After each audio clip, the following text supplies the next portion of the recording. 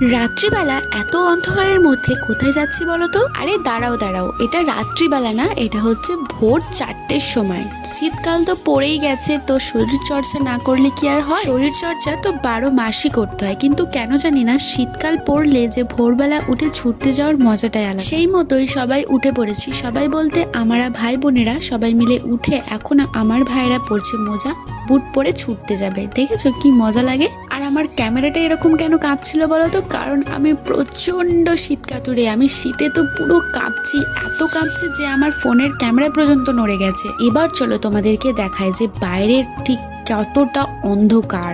দেখো আমাদের রীতিমতো লাইট জেলে বেরোতে হচ্ছে, না হলে কিন্তু শিয়ালে আমাদেরকে একদম শেষ করে দেবে। আর আমরা যেহেতু গ্রামে বসবাস করি, তো গ্রামে গাছপালা ঘর বাড়ি থাকা সত্ত্বেও মাঠ ঘাট ঝোপঝাড় ইত্যাদি অনেক রকমের জঙ্গল দেখা যায়। সেই জঙ্গলের মধ্যে ওরা বাসা করে এত পরিমাণে ওদের বৃদ্ধি হয়ে গেছে যে মানুষের ঘর দুয়ারে পর্যন্ত চলে আসছে।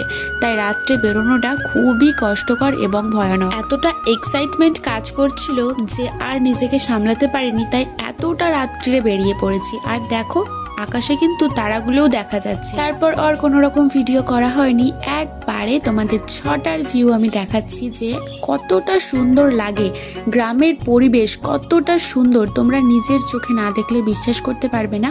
আর আমি তোমাদের সাথে এই ছোট্ট একটা দৃশ্য শেয়ার করব। আজকে আমার ভিডিও তোমাদের কেমন লাগলো অবশ্যই জানিও। আর এই রকম ভিডিও যদি দেখতে তোমাদের ভালো লাগে তাহলে আমার চ্যানেলটাকে অবশ্যই সাবস্ক্রাইব করে পাশে থেকো। And always stay bite your Tanu. By.